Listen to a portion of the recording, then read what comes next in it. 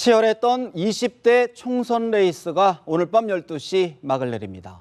여야 지도부는 최대 승부처인 수도권에서 마지막까지 지지를 호소하며 총력전을 펼칠 예정인데요. 이번 총선에선 근소한 표차로 당락이 갈리는 선거구가 적지 않을 것으로 예상되는 만큼 유권자의 한 표 한 표가 어느 때보다 절실할 듯 싶습니다. 황태순 정치평론가, 여상원 변호사, 고영신 한양대 특임교수, 윤희웅 오피니언 라이브 여론 분석센터장 이렇게 네 분 모셨습니다. 어서 오십시오. 네, 안녕하세요. 네, 안녕하세요. 13일간의 선거 운동 기간이 끝나고 이제 오늘 밤 12시면 이제 대단원에 막을 내립니다. 박근혜 대통령이 선거를 하루 앞두고 국무회의, 정례 국무회의를 주재를 했는데요. 그동안 19대 국회를 또다시 비판을 하면서 새로운 국회, 20대 국회를 촉구했습니다. 박근혜 대통령 소중한 한 표를 행사해서 일하는 국회를 만들어달라.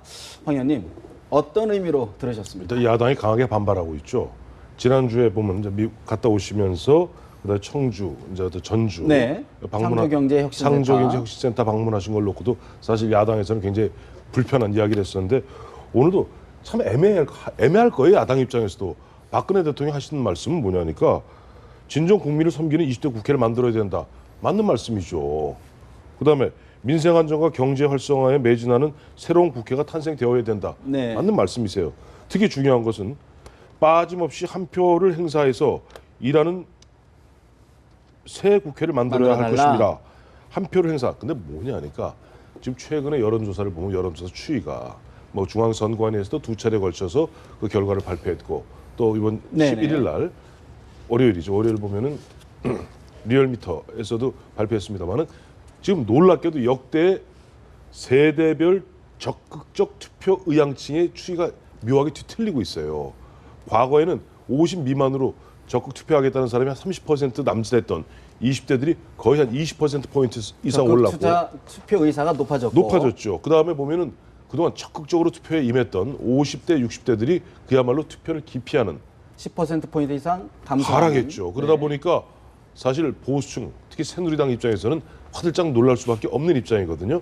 근데 박근혜 대통령이 한 표 빠짐없이 한 표 행사해달라 그러는 부분이 물론 전 국민을 대상으로 하신 말씀이겠습니다만은 대구 경북이라든가 네. 또 부산, 울산, 경남의 전통적 보수 지지층인 5, 6, 70대 네. 보수 성향의 콘크리트 지지층을 갖다가 구성했던 유권자들 입장에서는 아마 심상치 않게 될 겁니다. 그래, 맞아.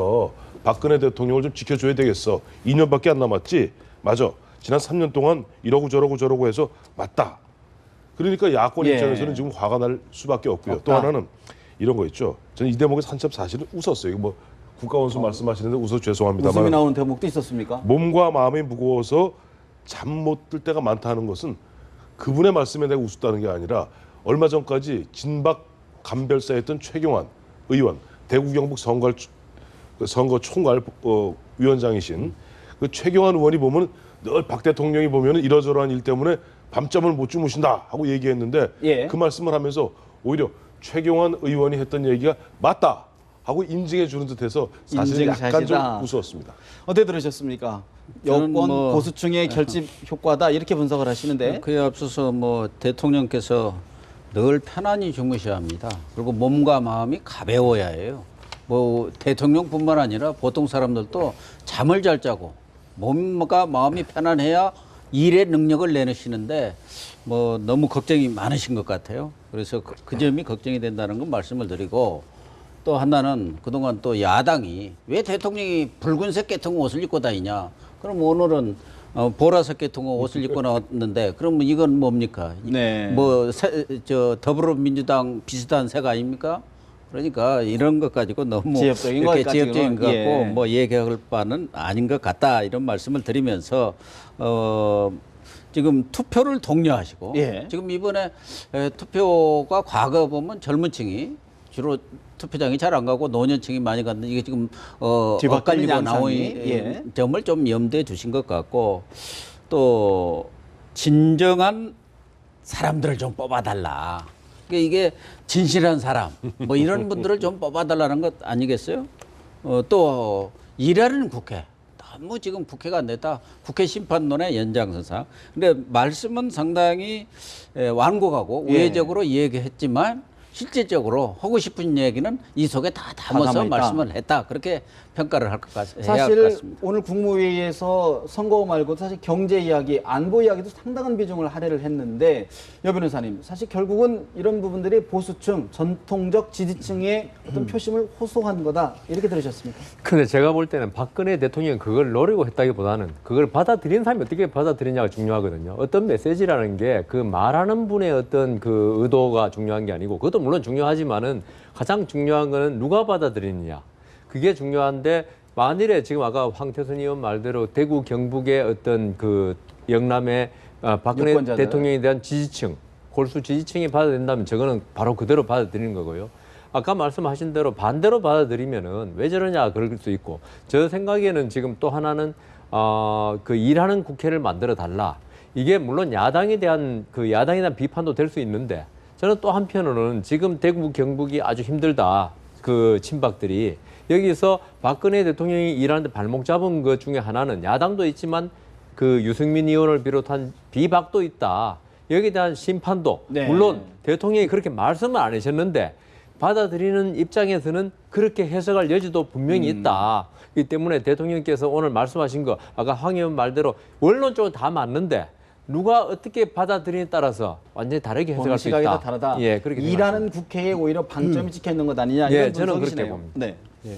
그러니까 이제 대통령이 국정 운영을 하는 데 있어서 이제 뭐 유명한 미국의 이제 대통령 학자가 세 가지 대통령 자원이 있다라고 하면서 이제 첫 번째는 당선될 때의 득표율. 그것이 이제 높으면 더 힘이 세지는 것이고요. 예. 그 다음에 이제 그때그때의 어떤 국정 지지율. 그것이 높으면 좋고 낮으면 이제 어떤 정당성이 또 약화되는 것인데, 이제 세 번째로 가장 중요한 것. 그래서 자원 중에서도 자본이라고 부르는 게 하나 있는데, 그것이 이제 의회 내의 여당의 의석수입니다. 네. 예. 그러니까 이것은 자원들 중에서도 가장 중요한 자본이라고 이제 핵심 불리는 자본이다. 것이기 때문에 사실 대통령이 안정적인 국정 운영을 하는 데 있어서는 다른 모든 것보다도 정보라든가 대통령의 건강이라든가 대통령의 지식 뭐 이런 것보다도 사실은 이건 이제 여당 의석수가 가장 중요할 수밖에 없거든요. 그러니까 사실 역대 그 어느 대통령이라 하더라도 여당이 사실은 의회에서 다수 의석이 되는 것이 가장 중요한 문제일 수밖에 없는 것이거든요. 그런 면에서 사실은 뭐 과거에 이제 이런 선거법 개입 논란도 이제 있었습니다만은, 그래서 이제 대통령 입장에서 최대한 선거법 위반 논란을 피해가면서 어쨌든 여권 지지층들에게 시그널을 전달해서 여당이 좋은 성적을 거두기를 바라는 마음은 아마 그것은 어느 대통령 다 마찬가지일 수밖에 인지상정 없는 것이고요. 아니겠느냐? 그래서 이제 사실은 오늘 얘기한 것, 말씀하신 걸 보면은 이전에 얘기했던 이제 국회 심판론의 사실은 연장선상에서 우리 교수님 말씀하신 대로 이어진 것이고, 국회 심판론이라는 표현만 안 썼지 사실 내용은 대동소이한 것이라고 보고, 그런 면에서 봤을 때 뭐 여권 성향층들의 다소가 이제 영향을 받을 수 있다. 그러나 야권 성향에는 어떻게 보십니까? 그러니까 뭐 야권 일단은 이제 야당에서는 반발할 수밖에 없는 것이죠. 사실은 이것이 사실은 논란이 있다고 하면서 그 자체로만 가만히 있으면 야권 성향층이 저것을 보고 반발을 하진 않는데, 야당이 그것을 보고 재평가를 했을 때 그 메시지를 보고 야권 성향층은 그것을 보고 다시 반응하는 것이거든요. 그러니까 야당 입장에서는 가만히 있으면은 반발 심리가 안 일어나는 것이에요. 그렇기 때문에 야당에서는 성명을 내고 기자회견을 하면서 대통령이 선거 개입을 하는 것이다라고 하는 얘기를 하고, 주장하면서. 야권 성향층을 이제 그런 반발 심리를 이끌어내는 것. 이제 그래서 다소간 또 야권 성향층도 영향을 주겠죠. 결국에는 우리 여 변호사님 말씀하신 것처럼 야권, 여권, 지지율, 친이 어떻게 받아들이냐가 선거 결과에 영향을 미칠 것이다라는 분석이신데, 사실 이번 선거 가장 큰 주목되는 부분이 바로 이제 수도권의 표심, 민심이 어느 쪽으로 흐를 것이냐라고 봐야 될 텐데, 여야 3정당의 지도자들이 사실 이제 오늘 수도권의 예. 표심을 공략하고 있습니다. 사실 지금 수도권 뭐 각 당의 분석이 좀 다르긴 한데 한 30석에서 50석이 굉장히 박빙승부다. 과연 그걸 누가 가져가느냐가 승패를 가릴 것으로 보는데, 예. 황 의원님, 수도권 판세 어떻게 분석하겠습니까?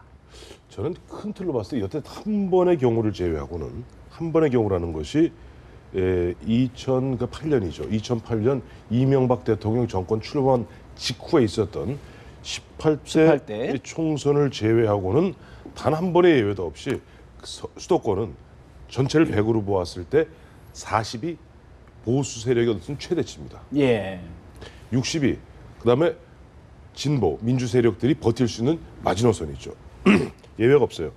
17대 같은 경우는 그게 이제 노무현 대통령 탄핵 역풍 불었을 때, 그때 보면은 30.3%만을 보수가 챙겼어요. 여권이. 여권이.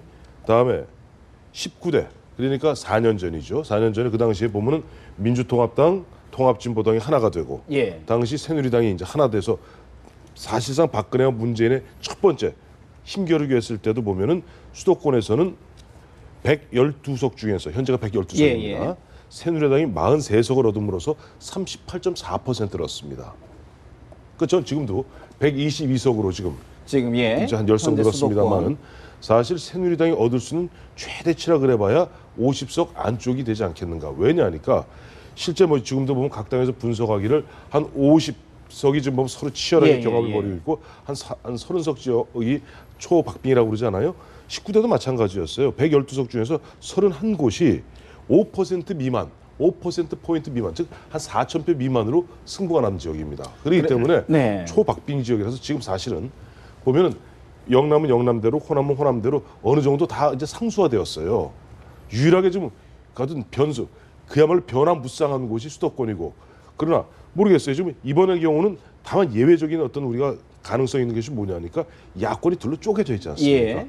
더불어민주당과 국민의당. 국민의당. 여기서 흔히 이야기하는 대로 양측에 서로 막 싸움으로써 결과적으로 새누리당이 몇 퍼센트 얻지 않고 그야말로 어부지리를 얻을 수 있는 가능성은 충분히 있긴 있다. 있습니다만은, 그러나 큰 역대 흐름으로 보았을 때는 아마 그 새누리당 한 50, 네. 그다음에 무소속 및 진보 민주 세력이 한 70 정도 갖고 가는 것은 야권이 분열돼 있다 하더라도 5할 이상은 어려울 것이다라는 분석이신데 그렇게 보고 어떻게 보십니까, 교수님?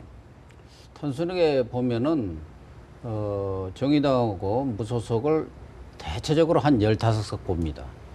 그다음에 국민의당 예. 뭐 30석 안팎이 되겠지만 35석이라고 하면 그게 50석입니다. 예. 그걸 빼버리면 250석이에요.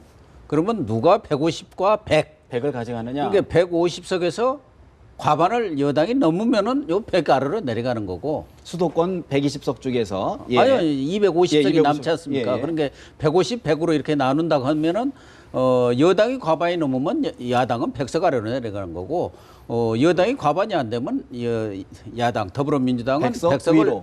올라가는데 예. 그것을 결정하는 게 지금은 수도권이죠. 수도권에 122석인데 지금까지로 봐서는 대체적으로 수도권에서는 야당이 이겨왔거든요. 그때는 대부분 이제 뭐 13대라든가 몇 번 경우는 있습니다만은 단일 구도. 단일 구도였는데 지금은 양당, 양당이 양당 분열돼 예. 있는 데다가 특히 호남에서의 국민의당이 상당수 과거 민주당이 먹었던 그 의석수를 거의 뺏어갈 가능성이 있다 이 말이에요. 거기다가 이 비례대표 이 부분에서 지금 예상보다는 국민의당이 훨씬 더 얻을 가능성이 많고 정의당도 더 얻을 가능성이 많아서 제가 볼 때는 이 새누리당이 과반을 조금 넘기고 넘을 것이다. 더불어민주당은 100석 안팎 이 정도 되지 않을까? 예, 그러니까 그렇게 야권의 분열 변수만 없었더라면 좀 더 선전했을 텐데 예. 그것이 중대 변수다. 우리 윤 센터장님 이제 여론조사 전문가시니까 수도권 같은 경우 예. 말씀하시는 건데 일단은 뭐 30석 이상이 혼전 지역이다라고 하는 건 이 30석만 하더라도요.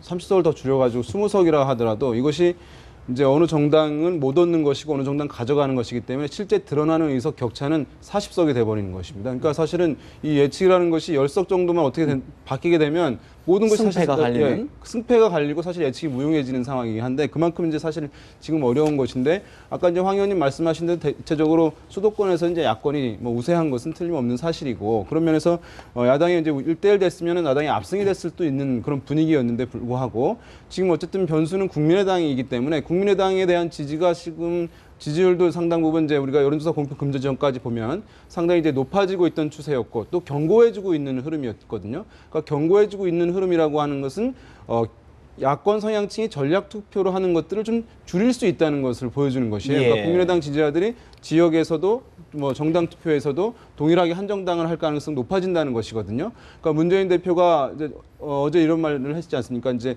정당 투표 같은 경우는 하고 싶은데 하시고 예. 하시고 지역에서는 이길 사람 달라라고 이제 더불어민주당의 후보 달라고 얘기를 한 것인데 그 얘기를 사실은 왜냐하면 국민의당 후보를 지지하는 사람들이 국민의 지역도 국민의당, 정당도 국민의당 할 가능성이 지금 이제 높아지고 있는 것은 사실 인정한 것이라고 할 수 있거든요.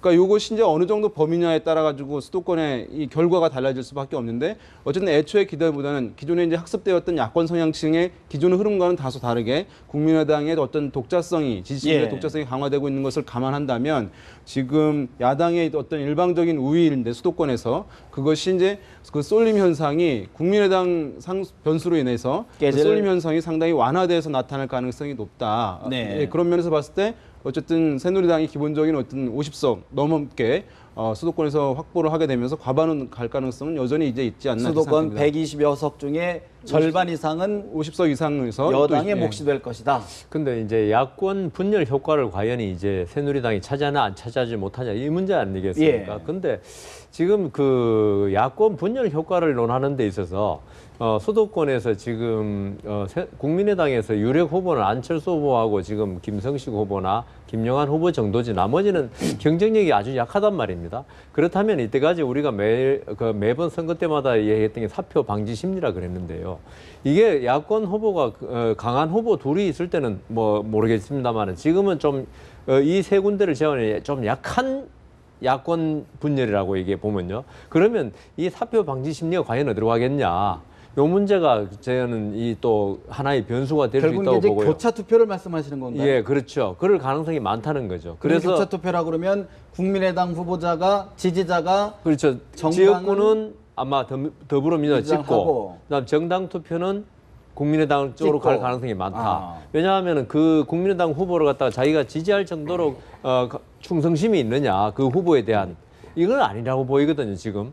그렇기 때문에 그리고 그 아까 말씀하신 대로 지금 문재인 후보도 지금 계속적으로 위기감을 강조하고 아까 정장선 뭐 대책본부장도 예. 80석 뭐 90석 이야기하더라고요. 물론 그게 위기의식을 불러일으키기 위해서 한 거기 때문에 사표 방지 심리가 과연 얼마나 작동할 것인가. 요게 그 아마 내일 선거에서 그러면 그 교차 투표가 작동을 하게 되면 야권이 더 좀 더 얻는 표가 의석수가 지금 많아질 생각보다는 것이다. 많아질 될 것이다. 것이다. 지금까지 그런 우리가 생각에는 야권 분열 효과를 강조해 가지고 이게 새누리당에 유리한 게 아니었는가 했는데 꼭 그렇지는 않을 그렇게만은 것이다. 안 될 것이다. 예. 참 그게 얼마나 놀라운 사실입니까? 사실은 이 선거 임박에서 투표 2, 3일을 앞두고 중앙당 차원에서 당 대표가 교차 투표해 주십사 속으로 하는 거예요. 이게 사실은 기가 막힌 이야기입니다. 원래대로 하면은 자 국민의당은 아닙니다. 우리 더불어민주당 있죠. 후보도 더불어민주당, 정당도 더불어민주당을 찍어 주십시오. 2번입니다. 2번입니다. 이게 정상인데 무슨 얘기하고 있냐니까 수도권 유권자들을 향해서는 정 그렇게 마음이 왔다 갔다 하시면은 지역구는 지역구는 우리 2번을 찍어 주시고 정당 투표는 정당 투표 정 마음이 절로 가신다면 찍어 주십시오. 근데 지금 더불어민주당에서 이런 사실상 중앙당 차원에서 캠페인할 수 있는 근거가 있어요. 그게 근거가 있다. 근거라는 게 무슨 말이냐? 그러니까 근거라는 게 좀 우습습니다만 사실은 지금 국민의당 후보들의 대부분 상당수, 특히 수도권 후보들의 상당수가 보면은 국민의당의 이 창당 과정과 현재까지 과정을 보았을 때 처음에 호남 중심으로 더불어민주당에 탈당한 호남 중심의 의원들을 중심으로 만든 정당이었고 예. 그 당시에 새누리당과 더불어민주당이 먼저 후보를 정한다면 가장 뒤늦게 어떻게 수도권 후보들을 정하게 되다 보니까 예. 그때는 상당히 경쟁력이 떨어졌습니다. 왜냐하니까 그때까지만 해도 안철수 바람이 사그러들어서 그야말로 국민의당이 오늘 내일 뭐 기억하시지 않습니까? 불과 한 달도 안 됐죠. 4주 전에 그 도끼 들고 그 당시에 보면은 뭐 공천, 파동. 벌이고 네네네. 그다음에 저 안철수 대표가 그 막 떠밀려서 엎어지고 자빠지고 그런 분위기에서 공천한 후보들이 많기 때문에 경쟁력이 많이 좀 떨어진 측면이 있어요. 그러니까 지금 김종인 대표는 그걸 갖다 찌르는 거예요. 흔들리는 왜냐하면 넉 달 전까지 다 한 집안 식구들 아닙니까? 그러니까 정 마음이 그러면 네. 당연히 저걸 찍어라. 하지만은 후보는 우리를 찍어라. 근데 지금 더불어민주당 그걸 노리고 교차 투표를 주장하고 있는 거 아니겠습니까? 또 유기의식을 지금 고조시키면서 예. 백석이 무슨 백석 7, 80석도 지금 어떨까 말까 하는데 지금 당 정대선 단장이라든가 뭐 대변인이 나와서 지금 우리는 80석이 될까 말까 하다 지금 위기의식을 고조시키는데 새누리당은 180석 예, 다음에 과거에 수도권에서 뭐 5%, 3% 이 미만한 게 몇십 석이 왔다 갔다 했는데 국민의당에서 이제 국민의당 지지자들이 정당 투표는 국민의당하고 더불어민주당이 그렇게 해서 가면은 1대1 구도가 되는데 현실적으로 그럴 그 가능성이- 일부는 갈 수가 있지만 과거처럼 지금 5%, 6%짜리들이 다 10% 막 7, 8% 이렇게 올라와 있단 말이에요. 또 그 후보자들의 후보들 지지도가요? 입장에서는 예. 또 선관위에 대한 그 돈을 다시 선거 비용. 선거 비용을 보전 받으려면은 8%나 9%된 사람은 어떻게든 10% 만들어야 하고 또 10% 좀 넣는 사람은 어떻게든 15%. 15%를 만들어야 네. 하기 때문에 국민의당의 효과가 더불어민주당이 얘기한 대로 그렇게 됐으면 좋겠지만 여전히 유지를 한다면은 결과적으로 네. 더불어민주당이 상당히 곤욕을 치를 가능성이 그래서 많습니다. 사실 또 하나 궁금한 부분이 이제 교차 투표도 있는데 사실 여론조사에 잡히지 않는 숨은표, 이제 숨은표들이 사실 이제 최종 당락을 가르는 이제 핵심 변수가 돼 왔는데 이번 선거에서는 숨은표가 어떻게 작동을 할까요? 그러니까 수문표가 어떤 것인지 알면 사실 수문표가 아닌데 수문표라고 이제 부르는 것이잖아요. 네. 그래서 사실은 이제 이것이 애매한 부분은 있습니다. 그러니까 학문적 용어는 아니고 이제 막연하게 이제 정치권에서 쓰는 것이거든요. 선거 때.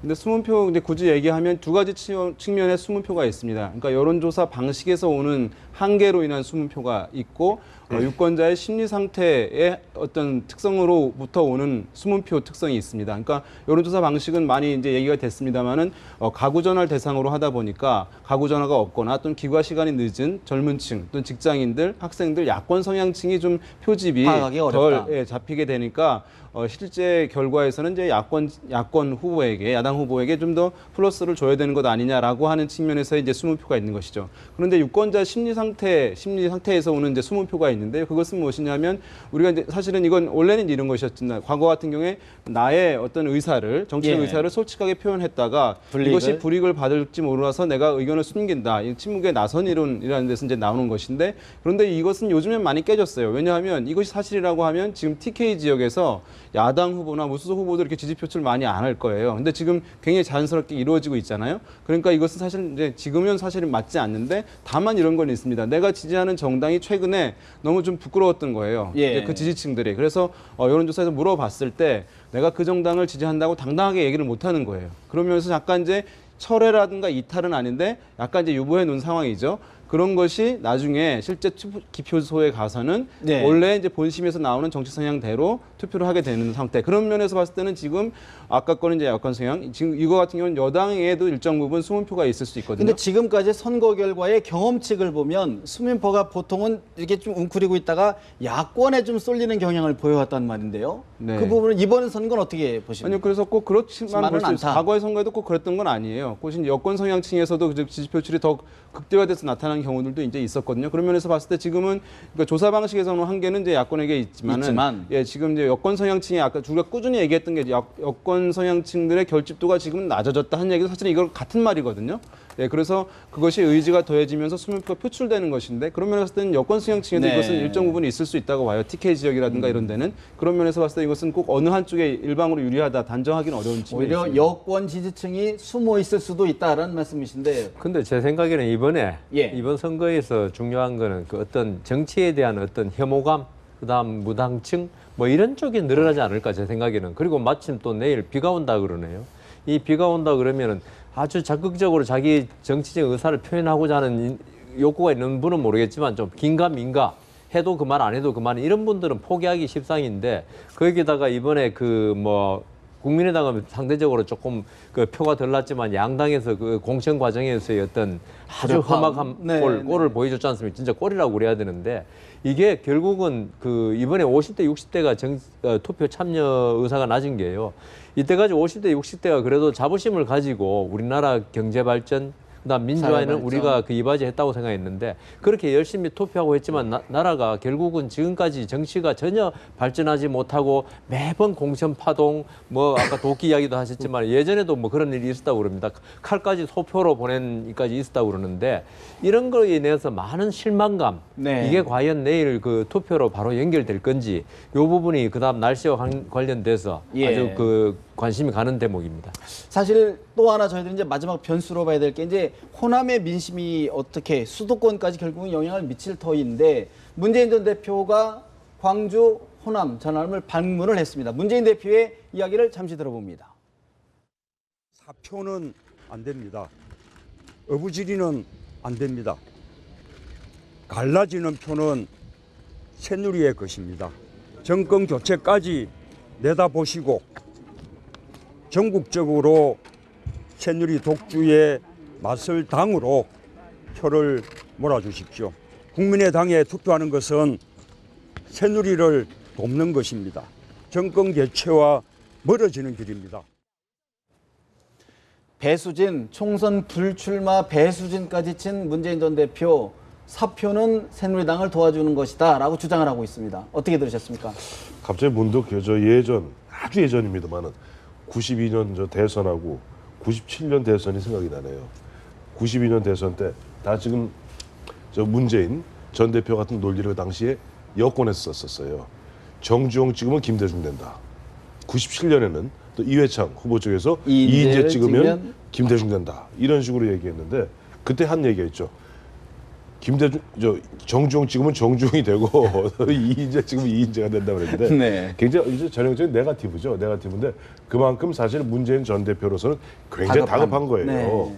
왜냐니까 본인이 그동안 전면에 사라졌을 때는 더불어민주당의 인기가 치솟아 올랐고 오히려 국민의당이 곧 문 닫기 일보 직전 위기까지 몰리지 않았습니까? 근데 본인이 전면에 재등장한 이유는 그야말로 더불어민주당이 곤두박질 치고 있고 정장선 그저 선대본부장이 스스로 보면 80석도 될까 말까 하다 얘기할 정도로 좀 추락하고 있거든요. 거기다 호남에서는 완전히 호남이 지금 싸늘하게 식어 있지 않습니까? 물론 이번에 두 번째 이제 가셨습니다만은 예. 그 앞에 모이는 사람들은 옛날 노무현 대통령 앞에서 열광하던 노사모들이에요. 또 지금 문재인 대표한테 흠뻑 빠져 있는 분들이에요. 그분들이 당연히 박수치죠. 그러나 나머지 80% 이상의 다른 사람들은 싸늘하게 바라보고 있단 말이에요. 숨어 있는 숨어 있는 게 아니죠. 그건 아예 대놓고 보고 있죠. 네. 숨어 있지도 않습니다. 그러다 보니까 지금 문재인 전 대표 입장에서는 이런저런 네거티브를 걸고 계시는데 결국 그러면 문재인 전 대표의 방문이 그렇게 싸늘한 식어버린 민심을 되돌릴 수 있을 것이다. 없습니다. 안 된다. 고 교수님 어떻게 보십니까? 문재인 대표가 뭐 지난번 7, 8일 날 갔는데 가서 전혀 영향가가 없었다. 별 플러스 효과가 없었다면 안 가겠죠. 근데 현지에서 또 그렇고 본인들 예. 판단도 그래도 가니까 좀 좋아졌다. 그런 판단이 있기 때문에 또 내려가신 거 아니겠어요? 이유나 고우나. 예. 그러나 지금 현 시점에서의 판세 자체를 바꾸기는 어려울 것이다. 다만 그동안 더불어민주당이 압도적인 강세를 유지한 몇몇 지역들이 있습니다. 여수 광양, 이번에 간 순천, 네. 또 광주의 이용섭 후보라든가. 근데 이 부분들까지도 지금 박빙으로 와 있는 상황이기 때문에 그런 부분을 좀 살릴 가능성은 있다. 문재인 대표가 지금 방문하는 게 다 더불어민주당이 네. 압도적 강세에다가 압도적은 아니지만 꽤 우세를 유지하다가 경합으로. 치열한 경합으로 간 지역에 가서 그 지역에서 표를 얻고 또 그 지역에서 승세를 굳히겠다는 거기 때문에 그런 차원에서는 좀 도움이 될 일정 거다 부분은 그렇게 도움이 될 봅니다. 것이다. 근데 제 생각에 효과가 과연 있었을까?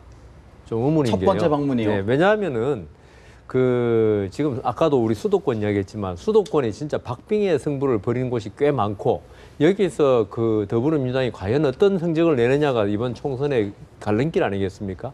그렇다면 문재인 대표가 사실은 뭐 어떻게 좀 하려면은 그 호남 인구가 많고 이런 그 서울의 강북제 수도권에서 지금 유세를 해도 지금 시간이 모자랄 판입니다. 그런데 광주에 가가지고 지금 가신다는 거는요, 그만치 위기감이 있다는 거죠. 광주가 만만치 않다는 걸 제가 저번에 한번 갔을 때, 물론 뭐 좀 영향이 있다는 것은 표면적으로 약간 친노였다가 더 친노로 된 분들 예. 이런 분들한테 영향이 오히려 있겠지만은 박지원 의원 같은 분은 지금 문재인 대표 전 대표의 광주행이 수도권에 대한 메시지를 주고 있는 거다라고 주장도 뭐 그렇게 하시던데. 생각할 수도 있겠죠. 그러니까 예. 제 생각에는 광주에 가서 지금 이렇게 하는 것은 지금 본인이 그 입 뱉어놓은 말 있지 않습니까? 대선 정치 불출마. 네네. 안 하겠다 이 말에 대해서 있죠. 지금 지금 아침에 정장선 본부장은 뭐 호남에서 6, 7석 정도를 지금 현실적으로 가능하다 그랬거든요. 예. 그러다 보니까 여기서 만일 문재인 후보가 가서 조금의 효과가 있어가지고 한 10석 이상만, 10석 정도만 해도 있죠. 문재인 대표로서는 나중에 총선에 대해서 나 호남에서 할 만큼 했다. 그리고 정장선 본부장 말한 대로 6, 7석인데 내가 10석까지 올렸지 않느냐. 이 말을 할 수 있다는 거죠. 이게 이제 보면 이미 사실은 문재인 대표가 방문하기 전에 상황이 이제 매우 악화되어 있었기 때문에 그것으로 인해서 추가적인 역풍이 있었다고 보기는 힘듭니다. 이제 근데 이 지역에도 더민주 지지층들이 존재하는 것이거든요. 이 지역에서 어쨌든 뭐 문재인 대표 대권주자 지지율도 수위를 달리고 있는 건 사실이기 때문에 그래서 이 지역에서 위축되어 있었던 20대, 30대 또는 40대의 어떤 젊은 층들, 예. 더민주 지지층들에게 어떤 그 위축된 모습들을 어쨌든 좀 제거해주고 해소해주고 또 투표 적극성을 높여주는 데는 이건 분명히 이제 효과가 있었다고 봐야죠, 사실은. 근데 문제는 그것이 어떤 승패를 전환시킬 근본적인 어떤 판세를 전환시킬 정도의 위력일 것이냐에 대해서는 좀 미흡할 것이다라고 보는 게 맞을 것 같아요. 그리고 왜냐하면 이것이 지역구 같은 경우에는 지역구마다 이제 후보들 뽑는 사정들이 다 다르지 않습니까? 그렇겠죠. 여건이 다르고. 예, 문재인 대표냐 아니냐로 지역구의 후보를 사실 선택하는 비율들은 크지 않을 수 있기 때문에 그런 면에서 봤을 땐 다소 이제 미흡한 부분이 있을 수 있다 이렇게 봐야 할 것 같습니다. 참 이렇게 선거가 막판까지 박빙승부가 계속 치열하다 보니까 여야 지도부들이 조금 무리수의 발언을 좀 내놓는 경우가 왕왕 있는 것 같아요. 김무성 대표 어떻게 들어보면 노동개혁 취지를 훼손할 수 있는 발언으로 들릴 수도 있고요. 또 이미 많이 언급했지만 김종인 대표 대기업 개혁한다더니 또 대기업을 끌어들이는 이런 상충되는 부분 어떻게 해석하십니까? 선거 때는 늘 그렇죠. 그야말로 뭐 흔한 얘기로 뭐 표가 된다면은 악마도 손을 잡는다 하는 그 얘기가 있습니다만은 보면 자기의 기본 스탠스와 다른 거예요. 특히 보면은 김무성 대표 같은 경우는 박근혜 대통령이 지난 연말, 지난 연초 국회를 갖다 심판해달라고 이야기하는 가장 기본적인 원인이 뭐였어요? 노동개혁을 갖다 거부하고 있는 부분에 대해서 굉장히 화를 냈던 거거든요. 근데 지금 김무성 대표의 말씀 그대로 하자면은 노동 5법, 노동 4법은 다 물 건너가는 그런 네. 꼴이 되고 말거든요. 또 김종인 대표 같은 경우도 사실은 대기업 개혁, 대기업에 대해서 그 경제 민주화 얘기했던 그런 부분은 전혀 동떨어진 얘기를 하고 있는데 이럴 때 좋은 말이 있죠. 선거 때는 그때 달라요. 다르다. 이런 부분들이 과연 이제 예를 들어 시운해고란 말만 해도 사실 야권에서 주로 쓰는 용어인데 이런 부분들이 지금 굉장히 박빙승부가 되는 과정에서 어떻게 좀 작용할 거로 보십니까? 뭐 김무성 대표는 현지 현지. 울산에서는 뭐 도움이 될 거예요. 근데 지금은 과거같이로 통신이 덜 발달되고 9시 뉴스나 하고 그럴 때 근데 지금은 실시간으로 이 종편이라든가 이 연합뉴스 같은 뉴스 전문 채널들이 보도를 하기 때문에 거기서 한 발언이 바로 다른 지역에 영향을 미치거든요. 특히 야당의 경우는 뭐 당대표나 누가 얘기하더라도 좀 국민들도 감안해서 좀 부풀리기를 감안해서 듣고 또 실행력이 직접적으로 없는 것 아니겠습니까? 예. 그런데 여당의 대표라든가 여당의 실세 이런 분들의 말이라는 것은 무게감이 훨씬 야당보다는 다르고 또 그렇게 했더라면은 그것이 정책으로서 집행이 돼야 하는 거거든요. 그렇지 않으면은 당정 간에 또 여러 가지 마찰을 가져올 수 있는 소지들이 많기 때문에 예. 특히 여당의 대표나 이런 최고위원들 또 실세라고 하시는 분들은 언행을 좀 신중히 해야 필요가 합니다. 있다. 근데 약간의 과장이나 뭐 이런 거는 선거에서 어쩔 수 없는 부분이 있는데요. 김무성 대표의 지금 쉬운 해고 없다. 저 말은요, 쉬운 해고 있으면 안 되죠, 본래. 근데 박근혜 대통령이 말한 쉬운 해고란 쉽게 한다는 게 아니고 어떤 경제 활성화를 하려고 기업의 어떤 체질 강화를 위해서 어떤 요건 하에 해고를 할 수 있도록 한다는 건데요. 해야 된다. 지금 김무성 대표의 제 말씀을 그대로 액면 그대로 만일 그 울산 현지에 있는 사람 받아들이면 해고 없다. 이렇게 받아들일 수밖에 없거든요. 저거는요, 여당의 지금 대표가 곧 사퇴하신다지만 대표가 박근혜 대통령이 말하는 경제 활력에 있죠. 활력화의 정책에 완전히 반대되는 거거든요. 예. 그러니까 그 다른 뭐 약간의 뭐 지금 사무총장 시켜줄게 뭐 이런 거는 있죠. 우리 전부 다 들을 때 아유 뭐 저러는구나 싶지만은 네. 저 부분은 저렇게 해서는 안 되신 거죠. 차라리 하실라 했으면은 비록 그 어떤 기업 활력 제고를 해서 해고가 되더라도 다른 일자리 마련하는 방안을 마련해가지고 보완하겠다. 실업으로 그러니까 해고로 인한 충격을 줄여주겠다 이 정도 하셔야지.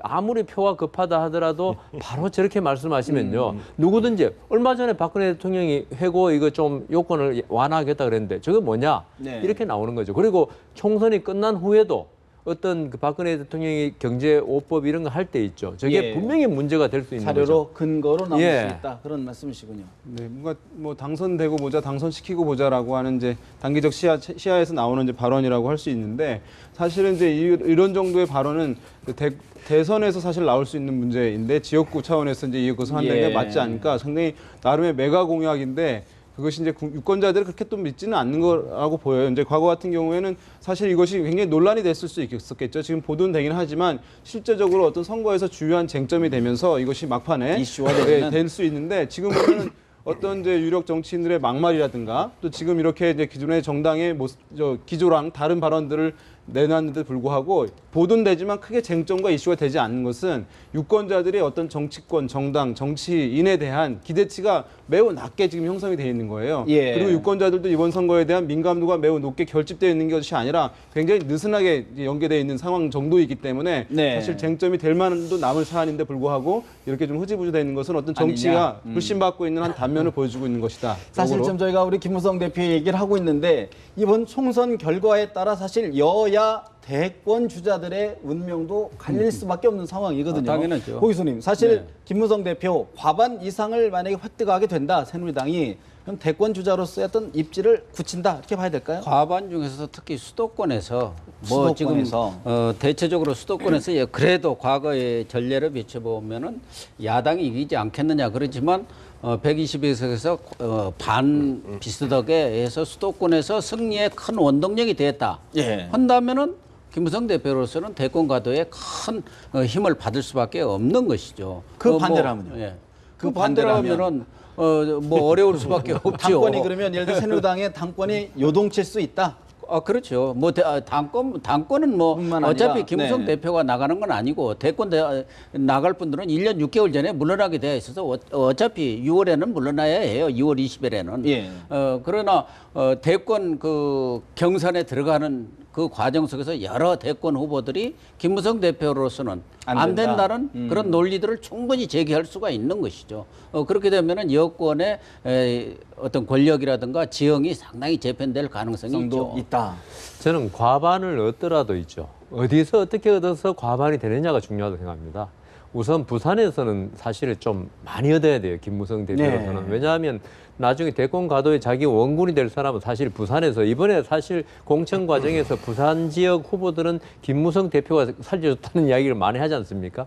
그리고 대구에서는 사실 김무성 대표로서는 친박이 조금 저조해야 되지 않겠는가. 내심, 예, 예, 내심. 내심, 예. 뭐 이기면 좋겠지만 네. 지더라도 큰 영향은 없고요. 오히려 대구에서 친박이 저조하면 김무성 대표의 어떤 그 옥새 파동 이게 좀 희석돼 버리고 어떤 그 판단이 옳았다. 예. 상향식 공천이 이렇게 될 수 있는데 수도권이 그러니까 가장 중요하죠. 수도권에서 만일에 좀 저조하다. 이러면 김무성 대표로서도 약간의 자기 예. 할 말을 못하는 경우가 되기 때문에 그냥 어느 지역에서 어떻게 그 의석수를 얻어서 과반이 되느냐 예. 이게 중요하다는 거죠. 문재인 대표, 전 대표 이야기도 좀 해보겠습니다. 문재인 전 대표 지금 아까 계속 저희가 얘기를 했는데 과연 이번 더불어민주당의 성적표에 따라 대선 주자의 위상도 좀 흔들릴 수 있다 이렇게 봐야 되겠죠. 그렇죠. 보면은 앞서도 말씀드렸습니다만은 더불어민주당이 잘 나가다 갑자기 후닥닥 뒤집어진 예. 그 결정적 계기를 갖다가 제공한 사람이 문재인 전 대표 한 70여일 동안 가만히 계시다가 드러나면서 이렇게 된 거 아니에요? 그렇다면은 뭐 김종인 대표 같은 경우는 107석을 갖다 마지노선으로 놓고 있습니다만은 예. 실제 보면은 뭐 좀 정장선 선대본부장 말씀대로 80석. 80석에다가 저 호남에서 28의석 중에서 예를 들어 한 자릿수를 얻게 된다. 즉 전국 의석 두 자릿수. 호남에서 한 자릿수 하면 근데 참패죠. 네. 참패면은 어쨌든 문재인 전 대표 같은 경우 지난해 28 전당대회 때부터 얘기했잖아요. 3번의 죽을 고비가 있습니다. 이번에 전당대회에서 당선되지 못하거나 당을 살리지 못하거나 당은 못 살았죠. 분당됐으니까.